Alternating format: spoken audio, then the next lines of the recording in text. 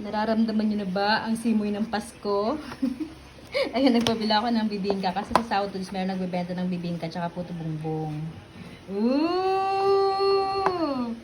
Tingnan tinidor na. And then itong isa naman ay puto bumbong. Puto bumbong. Bumbong, di ba, Daddy? Hindi bongbong. Bumbong. Buksan natin ito. Ooh! Wait lang na. Ooh! This is one before. Ay, malaki din siya ha, in fairness ha. Ayan o.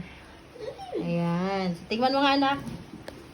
Lagyan mo ng anak. Yan o. Gusto mo ito? Nakapulo. Bango ah. Oh, ang dami niya. Binuhos. Binuhos lahat. Ang tamis niyan. Tingnan mo nga.